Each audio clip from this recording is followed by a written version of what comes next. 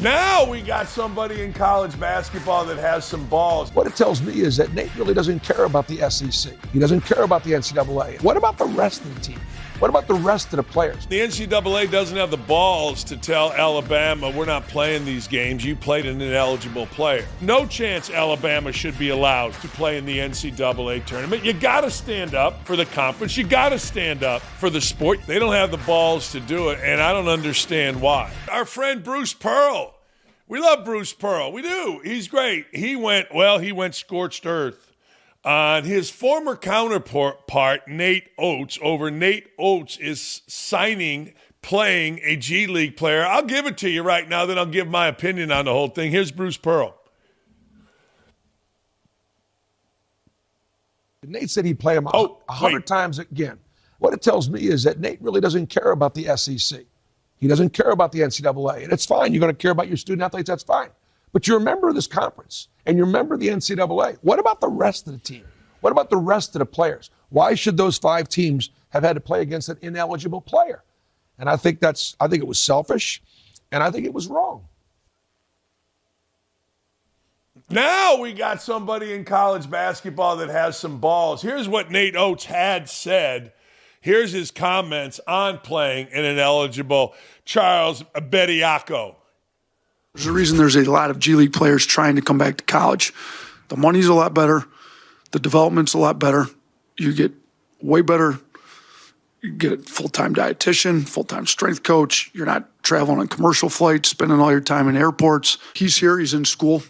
We're going to help him try to gain weight back that he's lost since he was in the G League. We're going to continue to help his basketball development and continue to help his development as a student and a student athlete. So 100% it was worth it. I'd do the same thing 100 times out of 100 for any of our guys that it made sense to do it with. Yeah, you got to do a little spin. The NCAA doesn't have the balls to tell Alabama, we're not playing these games. You played an ineligible player. Now, I'm going to say that again. They don't have the balls to do it, and I don't understand why. You know, I've said this forever. You got to stand up for the school. As Pearl talked about, you got to stand up for the league, and you're a member of the NCAA.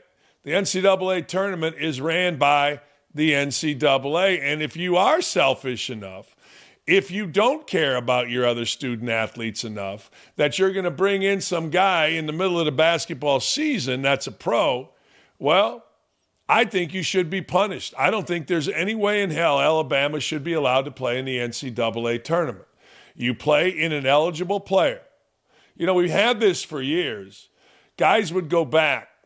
Like a couple guys, I don't know what they did at the Boys and Girls Club at Syracuse, but all of a sudden wins were vacated. All right, here's the deal.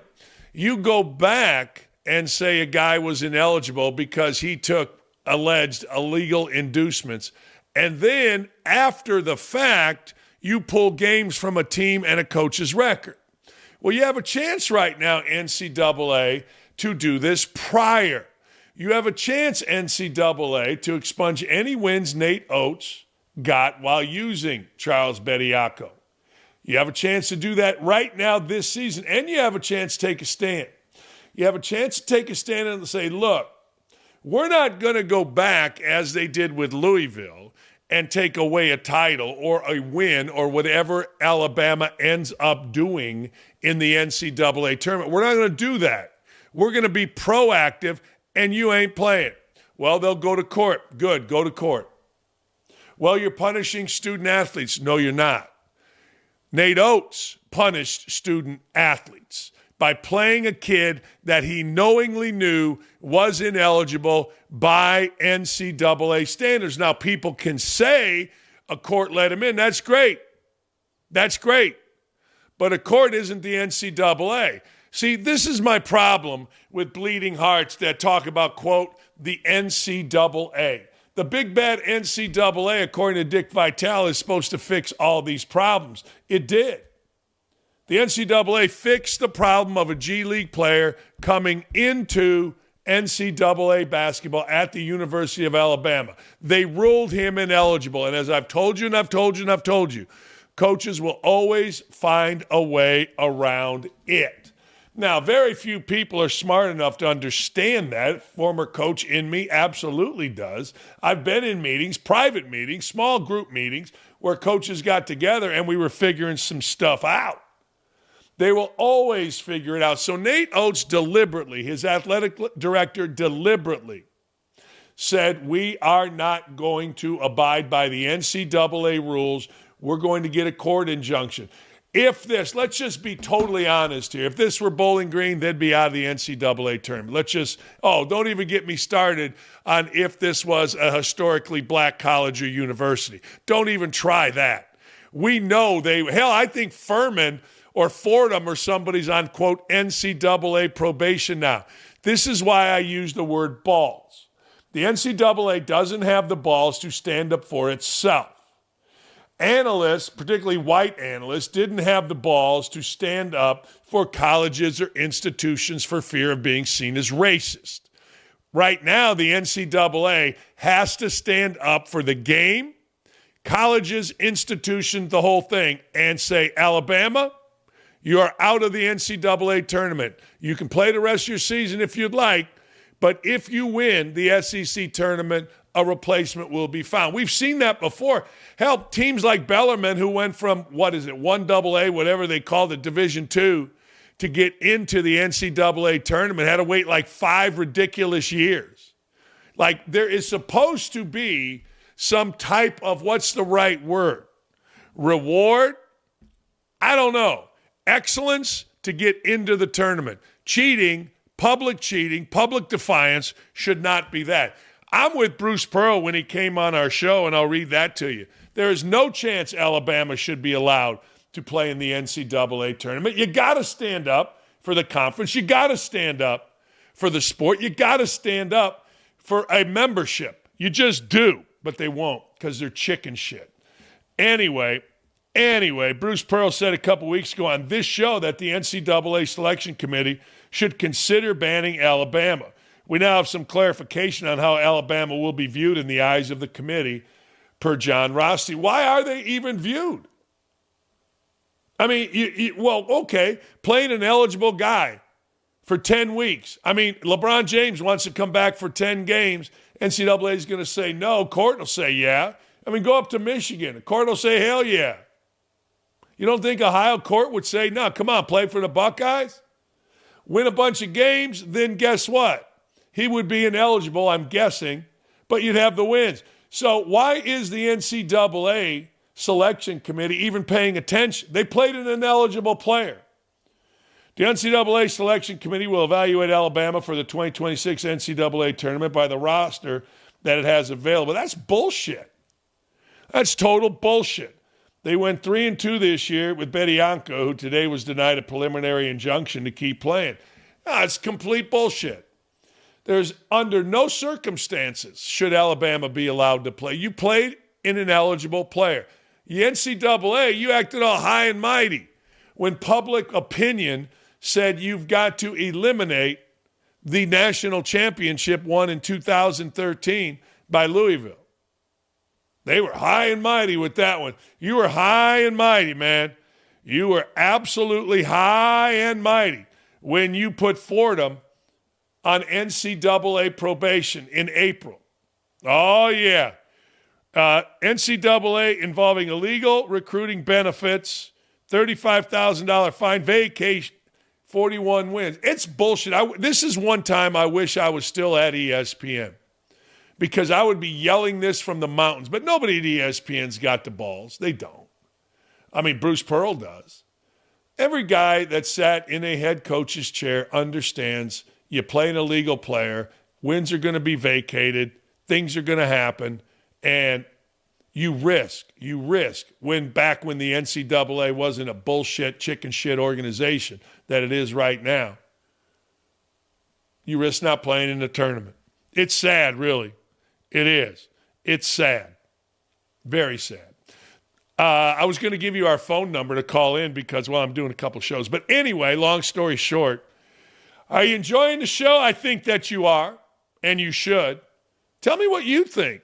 Go to this right here.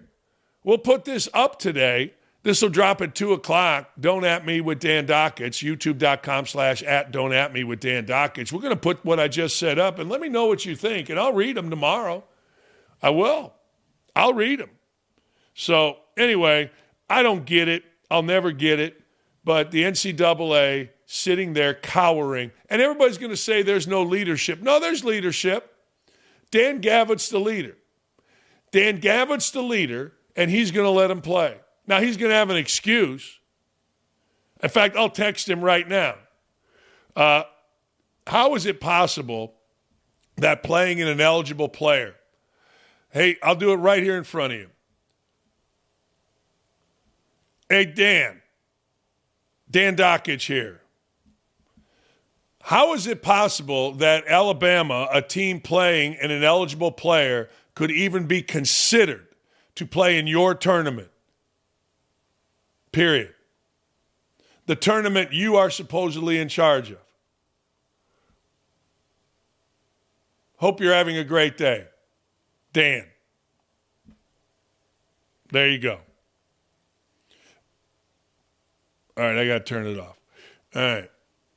I mean, honest to God, it's total bullshit. And I'll get a bullshit answer or no answer. I like Dan Gavitt. But his dad, all these guys, damn it, turn off. There we go. All these guys are considered, guardians of the game. Yeah, my ass. And I'm considered crazy. I get it. I am. I'm considered nuts. I am. I'm considered absolutely insane.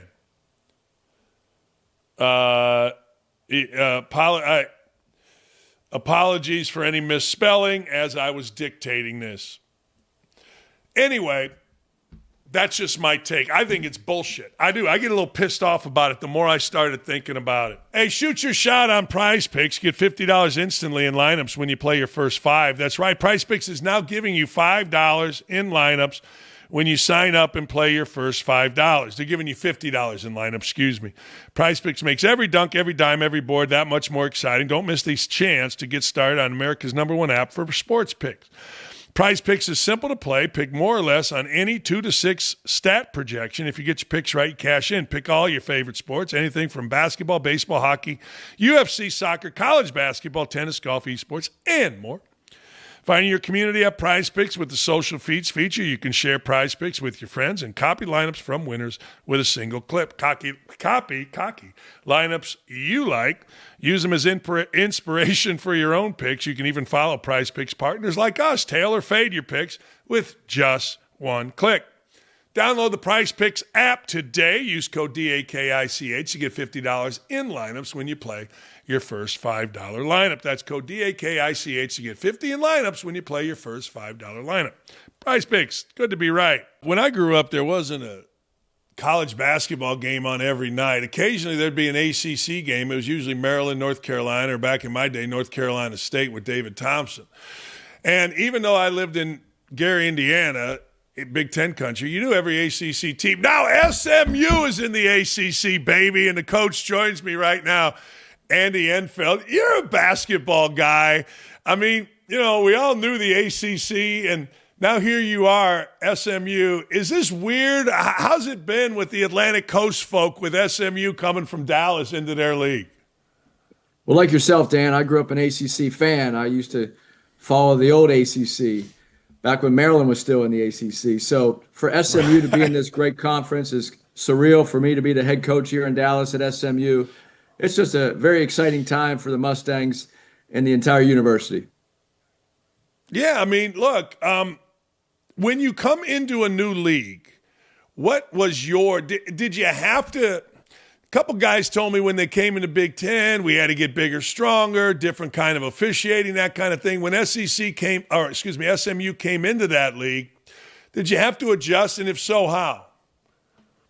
The talent level in this league is as good as anywhere in the country, so you have to get good players. We were fortunate last year in our first season as a coaching staff to recruit 8 or 9 transfers. They came in. We were older last year. This year we have a big freshman class. Half our team are freshmen.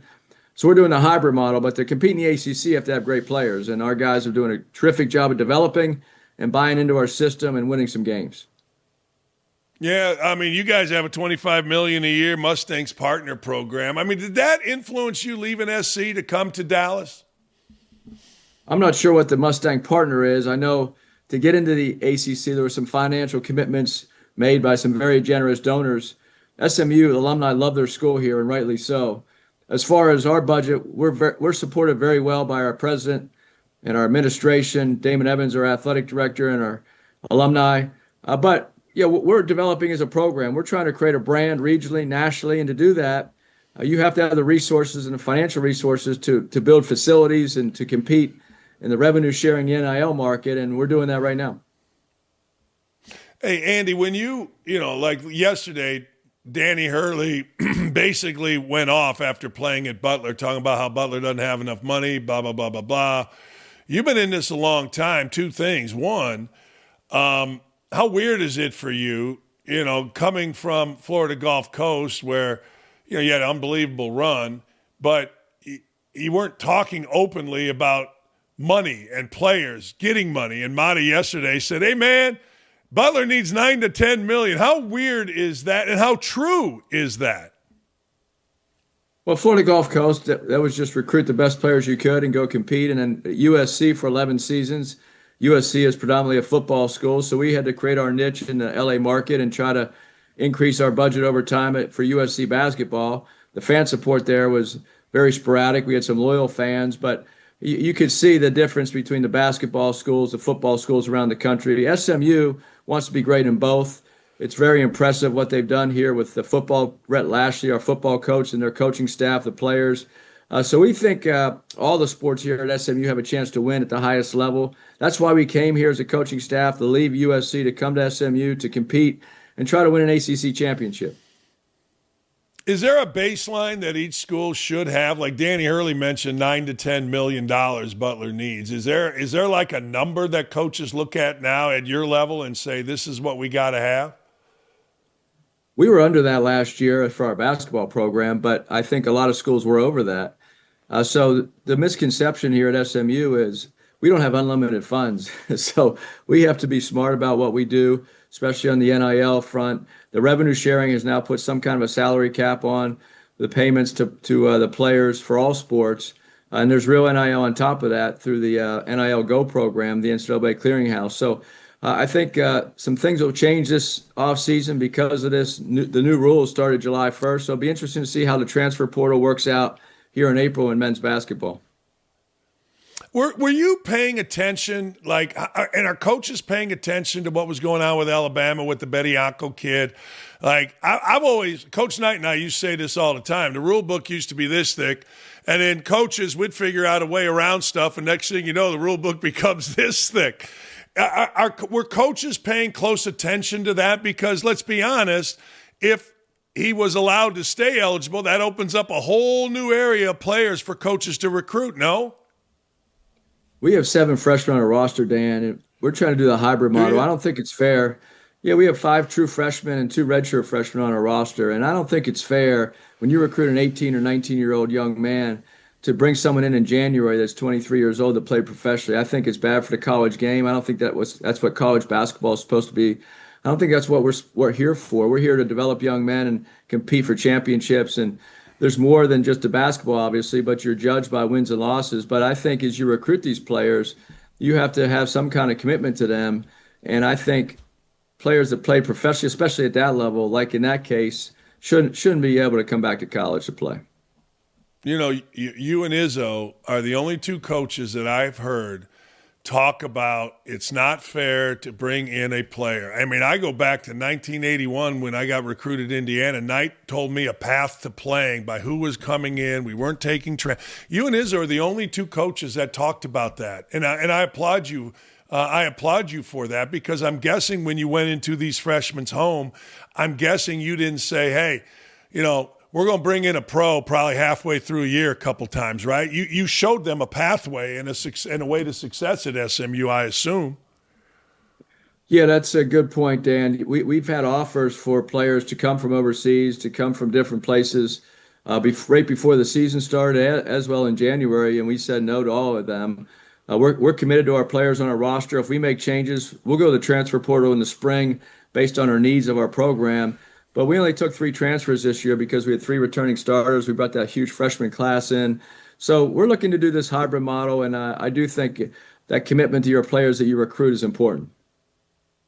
Yeah, I got to ask you, because a lot of coaches have reached out to me because of platforms and said, and I asked Dan Gavitt this very question, should, you and I have seen this. You play an ineligible player, you get wins vacated. Hell, Louisville got a championship vacated. Should Alabama should the NCAA committee look at keeping Alabama out because of playing an ineligible player?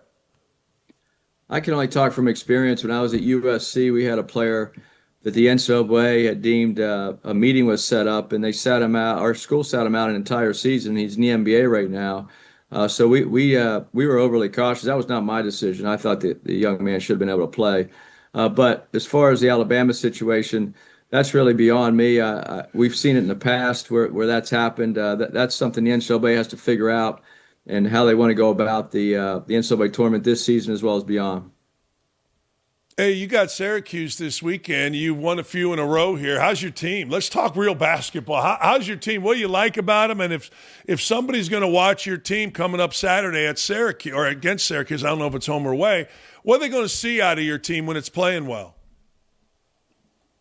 We're a very dynamic offense. We can score the ball at 5 positions. We're shooting 42% from the three-point line in conference play, which is really high.